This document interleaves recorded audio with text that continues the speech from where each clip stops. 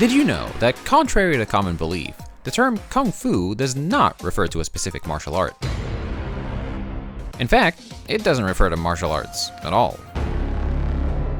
It's actually used as a broad term to represent a high level of skill achieved in virtually any discipline through sheer effort and dedication.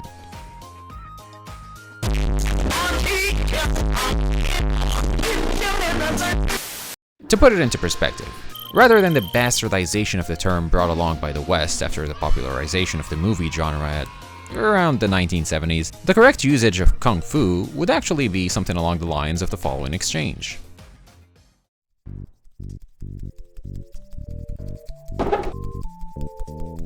Wow, I sure piled up a lot of laundry because of all of this summer heat. If I don't do it soon, I won't have anything to wear for work next Monday. Oh well, I'll just do it tomorrow night after adding today's clothes to the pile. Huh. I totally forgot to study for my exam next Thursday. I'll get to it after finishing just one more round of Balatro. Oh crap! I totally forgot to work on that YouTube video that I announced 4 months ago. I'm not really feeling it right now though. It'll probably turn out better if I leave it until I'm mentally prepared. Indefinite hiatus it is. Hey man. Yes? I just wanted to say, your Kung Fu in the art of procrastination is pretty darn impressive. Oh, well, thanks man. And your Kung Fu in Goonin it's fucking fantastic. I don't even want to know how long it took you to train your meat to take beatings like that, man.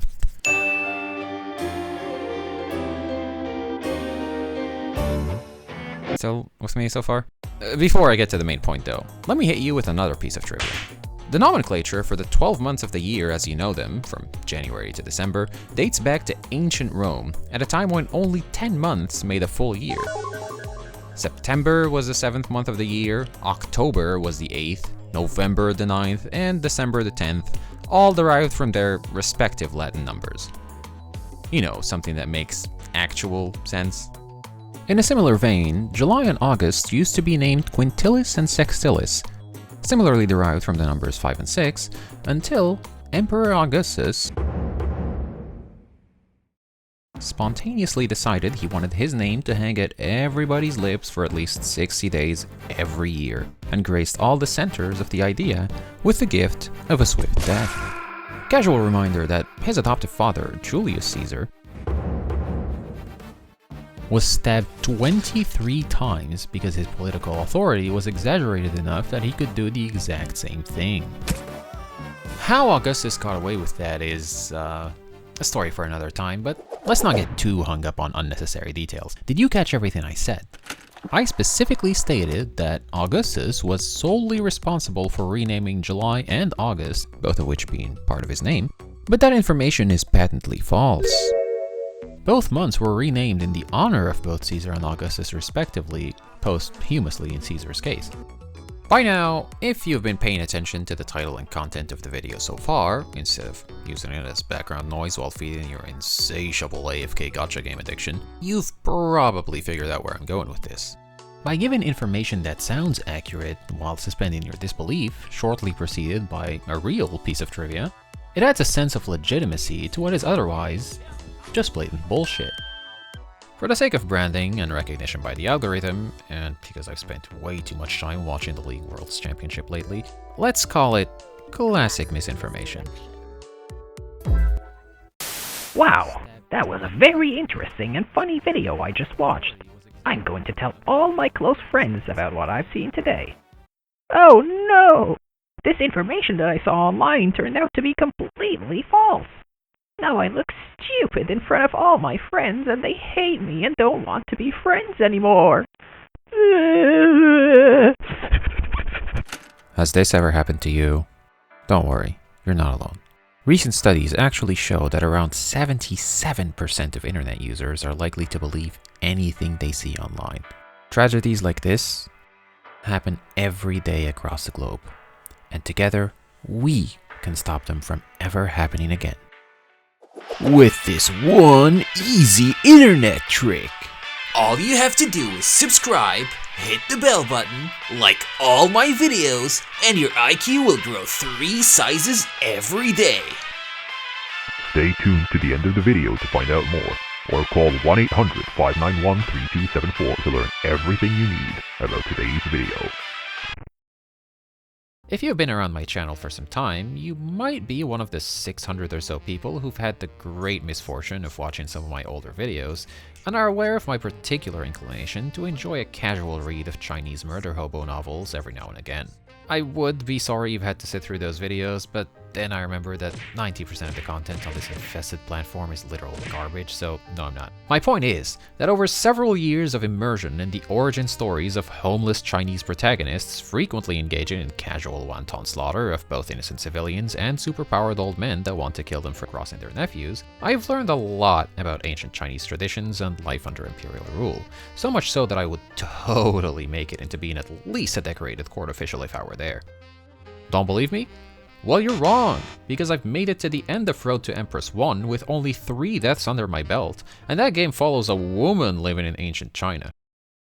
And if you thought that last comment was some sort of backhanded sexist remark and not a halfway clever segue into the next segment of this chapter in the video, well then you're wrong! Again. Ancient China was adherent to a strictly patriarchal social system.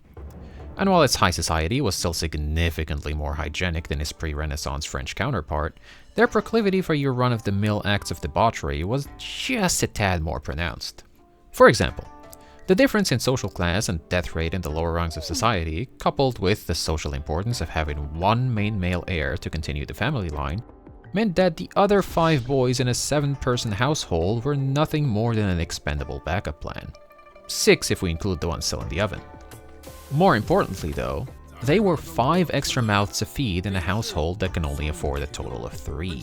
So if one of them strikes the fancy of a brothel recruiter or a passerby blue blood, both of which tend to happen a lot more often than you'd think, nobody involved would have any qualms against selling the expendables for the right price, which is just as low as you think.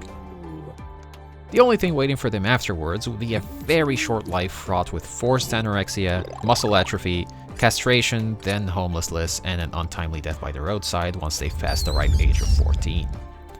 Usually in that order. And while that was far more pronounced in some dynasties than others, one look at how the modern Chinese esports player treats Women should give you an idea on how bad women had it in comparison some centuries ago. Let me put it in a helpful visual for you. If an ancient Chinese commoner's daughter wasn't thrown in a ditch or a cesspit the moment her uneducated father realized that was actually an umbilical cord dangling down, being married off without her consent to a guy that will beat the shit out of her as his morning workout before selling her off to human traffickers whenever it's convenient was most likely going to be her Disney princess ending.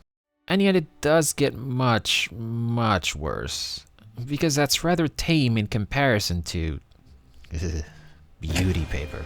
If your instinct didn't immediately send warning signs that struck fear into your very being from just hearing that name, don't worry, because it's about to become one of your worst nightmares. Now, I don't need to tell you that the rich and powerful also tend to have some rather extreme proclivities, but couple that with the fact that China was the earliest documented adopter of toilet paper, and you'll know exactly where this is going. Yes, the ancient Chinese bourgeoisie had been using the fortunate women that didn't get drafted as concubines for the imperial palace, yet unfortunate enough to have caught their eye to use their tongues as the equivalent of ancient Chinese wet wipes. Going to town on your partner's chocolate starfish like you're trying to get to the center of a Tootsie Pop is something I'm more than okay with, and I feel no particular prejudice against sex work either. But even being forced into prostitution was far less dehumanizing than this shit, pun fully intended.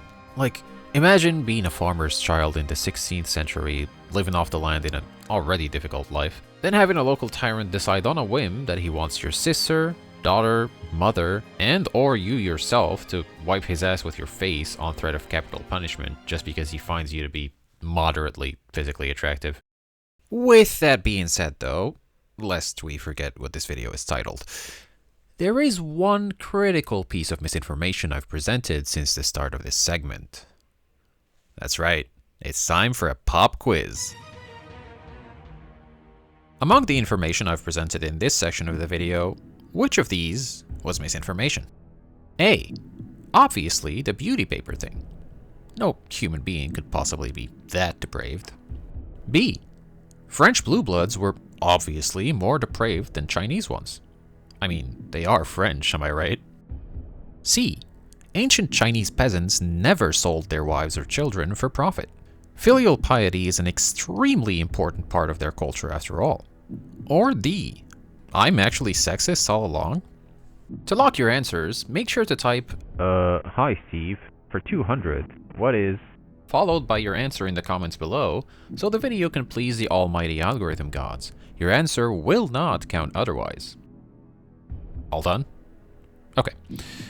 The correct answer was A.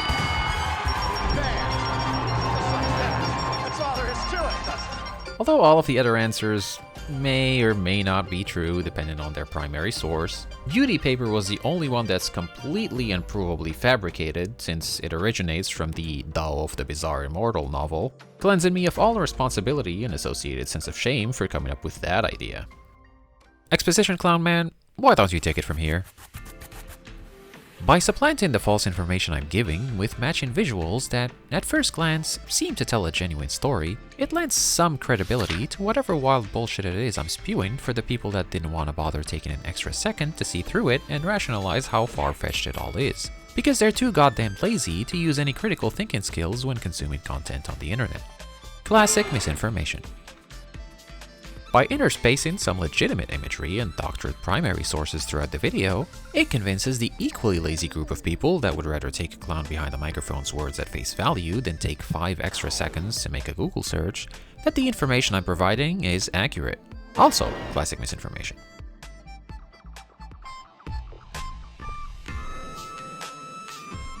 With that out of the way, there's one question by now that should have been throbbing at the back of your head while you were watching this train wreck of a video that's yet to be answered. What the actual fuck is the point of this video? Is it meant to raise awareness to the importance of checking primary sources before formulating any strong or biased opinions, and using critical thinking to avoid taking stuff you see or hear at face value while engaging a healthy dose of skepticism? Did I just want to share some stupid trivia while low-key gushing about a novel I read? Maybe. Or was I fucking around in the editing room while completely winging it just based on a loose concept to make myself feel smarter than I actually am? As you probably guessed by now, it's obviously